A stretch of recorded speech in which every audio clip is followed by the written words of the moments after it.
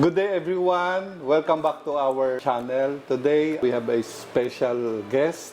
They will share yung experience nila with me and Phil Properties with regards to their experiences in buying and selling properties. Without further ado, let's welcome Jay and Lisa. Hello. Hi! Bago sa lahat, thank you very much at binigyan niyo ako ng pagkakataon na magkausap tayo. Okay, our pleasure. Congratulations by the way sa bagong bahay. Thank you! Salamat. First time kong nakita itong yung bahay niyo. Hindi ko na-expect na ganito lumabas yung bahay niyo. Sabi niyo maliit lang. Yung pala, i-mansion. At saka, akala ko 2-story, parang 4-story yata na lumabas, ano? Three story. roof deck yun. So, ang ganda ng bahay pag sariling design, ano? Saka nasunod yung motif ng different colors, di ba? Congratulations. Mas happy ba kayo ngayon kaysa dati? Personally, syempre iba pa rin yung first house namin. Kasi doon kami nag-start eh. After getting married. So, syempre, nandun yung mag-start ka ng family, di ba? Tapos nakita ko nga yun online. Sinabi ko kagad sa kanya. Sabi ko, parang maganda to. Kasi Kapitolyo, Pasig, in between sa amin, dito sa Parañaque, ako naman taga QC, gitna siya. Feasible pareho sa amin. Yun pinag-usapan namin yung unang nabili nilang first home sa Kapitolyo. Naghanap lang din naman talaga kami sa net na yung ikaw yung... Nagkataon, oo. Nagkataon na ano namin. Na broker. So, basta naalala ko yung time na yun, nagkita tayo sa may Kapitolyo na area. Tapos yun, sinama mo na kami dun sa yung pinurchase namin. Oo. Siyempre, tumitingin pa kami ng iba. Sabi ko, eto na. Eto na, maganda. Yung sabi niyo ito na, nung makilala niyo ako o makita yung bahay? Both. Both. Promise. Thank you. Kasi yung iba parang, kontakin mo, hindi na magre-reply, hindi consistent. Yung iba minsan parang nagdidismaya na. Kasi may gusto silang ibang property na mas i-push sa amin. Hindi kasi ito, kasi nalipat ako ng office sa Pioneer that time. Yun, Malapit doon, Oo. Sabihin, ma'am, try nyo kaya dito. Tinatry nilang i-persuade ka doon sa ibang hindi mo naman Pero gusto. So matagal kayo naghanap ng property bago kayo nakapili? Not so much. Wala na nagkikita na tayo. Alala ko meron ka din atong pinakitang iba pang property natin. Kapitolyo. Pero yun Yung pinakita mo, eto, since starting kayo, From the start, nagtingin muna kayo online. Tapos nakita niyo yung Phil Properties online. Ako o yung particular listing? yung listing. Kasi hindi pa kami marunong eh. Nasa office lang, titingin-tingin lang. Kasi bagong kasal lang kami nun eh. Kumusta naman naging experience niyo during the first house na binili niyo? Siyempre excited. Wow, ito na yun. Excited ka kasi bibili ka ng sarili mong appliances. Ikaw na magluluto. Yung bahay na binili sa Kapitolyo, single pa lang kayo, nagulat ako ang laki-laki na ng bahay na binili niyo. Kasi gagawin din studio. Bigla kayong tumawag sa akin at gusto niyo ng ibenta. Bakit ano nangyari? After many years, nag-decide kami na lipat na tayo. Yung mga bata lumalaki na. medyo masikip. Dumadami yung gamit sa business din. Daming tambak. So we decided na hanap na kaya tayo ng bahay. Tapos mas malapit din sa school. Location din. So isa sa reason din because of the expanding business. Kinda, yes. So para doon sa nakakaalam, ano yung business niyo na ginagawa? Sa kanya is mainly yung Paintings. Paintings. Mga customization ng bags, mga sapatos. Sa akin is more of yung mga statues, collectibles. Kaya makalat. Kailangan namin ng space. Kasi sa Kapitolyo, hindi kami kasya. Nakita ko nga, pag pupunta ko doon, may mga box-box kayo. For export, usually saan lugar? Abroad, usually at US, Europe, South America, gano'n. From Kapitolyo, pag gusto nyo ibenta yung property para lumipat kayo sa mas malaking bahay at mas malapit sa trabaho. At the same time, malapit din sa school. No? So nag-enjoy na rin kayo sa PhilInvest. Yes, minsan ako na yung susundo sa afternoon. Isang diretso lang sa Marcos Highway. Bakit nyo nagusto naman sa sa PhilInvest?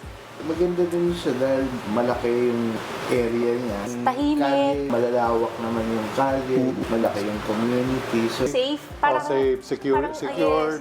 Tapos, Actually, isa sa pinakamagandang subdivision sa east side. yung safe siya. Maganda. Nag-enjoy kayo sa Philinvest, pero bigla na namang dilipat, no? Yes. Oh, so, ano nangyari naman nun? pass away kasi yung dad ko noong 2020.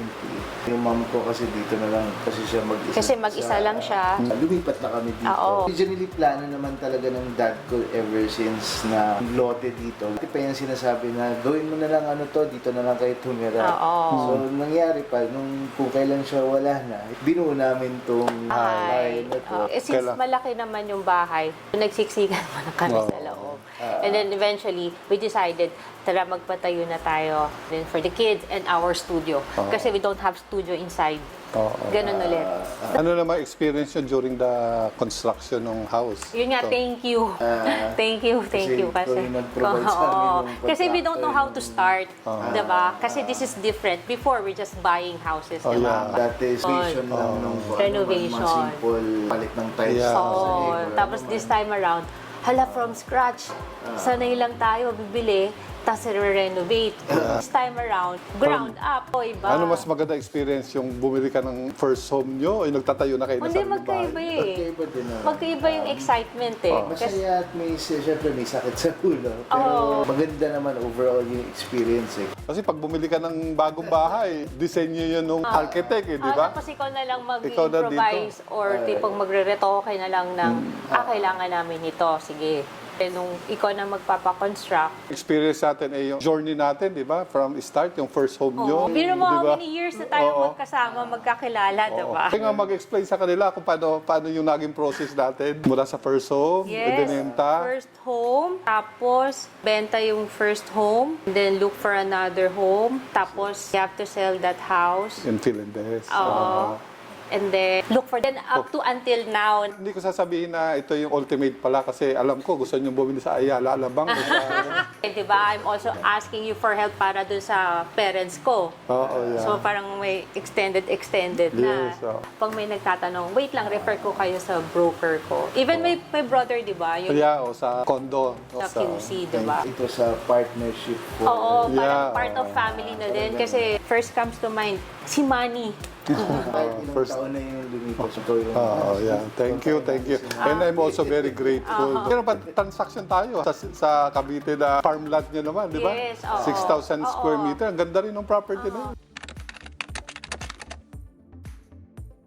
Hindi na rin kami naghanap ng ibang broker para dun eh. Saka si Manny lang ang lalapitan. Nagustuhan din namin sa'yo, syempre, yung professionalism mo, enthusiastic ka, trustworthy ka. Thank you very Parang- much. Pala ko naiyak na yata ako. Ako rin, very grateful din sa opportunities na binigay nyo sa amin. And then, yung ating ang pagiging client-broker relationship, naging magkaibigan pa tayo and Yes. eventually, naging business partner pa. Di ba? Oo nga. It's not just more than one transaction lang. Yeah, oo. From finding homes, selling homes, Sa kanya na finding kami contract. humingi ng advice. Pag may magagawa kaming desisyon, parang, Manny, sa tingin mo okay ba to? Pag ba binenta namin to, anong mas maganda, gigibain ba namin? O yung lote na lang? Happy naman kayo sa decision na bagong bahay, di ba? Oo. Tsaka ano pa, nagpaplano pa rin kayo na mag-build and sell after ng experience dito. Alam ko si Jay is a architect, di ba? So, Kaya nga sa'yo kami nagtatanong, Manny, anong okay? Anything na gusto niyo ng advice? Preferably ko talaga is any transaction real estate or kasama ko si Manny. Kasi syempre, kami din akong hindi alam in terms of yung sa batas or ano Paperworks. paperworks or legalities. Ano ba kailangan kong makuha dun sa seller? Ano ba kailangan kong i-provide? Yung legality side of Yes, it, of buying or selling a house, medyo kulang kami ng knowledge dun eh. Parang, ano daw? Hindi, at least nandyan ka naman. Yeah. Guidance. Tsaka plus yung mga tipong, ay pwedeng ganito na lang gawin natin or yung mga solutions. Actually, sa dami nga ng mga clients na nakita ko yung challenge na ganyan, I'll be coming up with my first ebook yung mga tools para do sa mga first-time home buyers na hopefully nice. makatulong sa kanila lahat. Kasi very challenging talaga eh. Yung pagbili ng property is a very exciting journey, di ba? Pero kung minsan, kung ano nung ibinebenta nila, so yun, medyo nagkakaroon ng problema along the way. Sa akin kasi, more on, mas safe na okay, may kasama ako, ma-advisean niya ako. Lalo na kung may trust ka dun sa broker mo. Like sa atin, matagal na tayong magkasama. Iba yung may trust ako sa'yo. Ikaw yung gagawa ng paperworks. Siyempre, may guidance ako. So, mas okay sa akin. Kasi sila, meron din silang rental properties na commercial property na for rent, di ba? Congratulations again. So, another passive income. Yeah. Maraming salamat ulit sa papa-unlock ninyo na ma-interview kayo at pagkakwentuhan tayo. Welcome, syempre. Maraming salamat din. Thank you. For everything. Thank you. Maraming salamat. I do mural paintings and then commission paintings. I have Instagram account, Facebook account, Art and Soul Custom. I do commissions, painting on any apparels, anything to do sa commissions. Check nyo, Art and Soul Custom, FB at saka Instagram.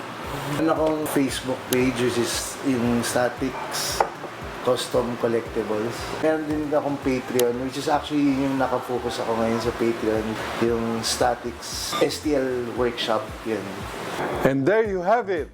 If you enjoyed the video, please like, share, and subscribe.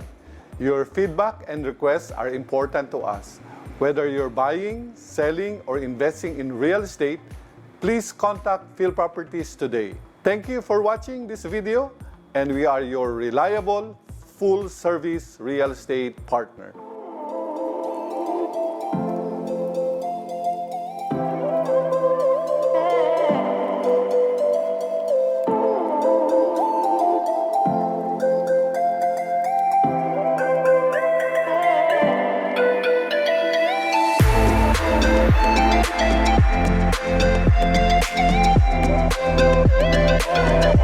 be right back.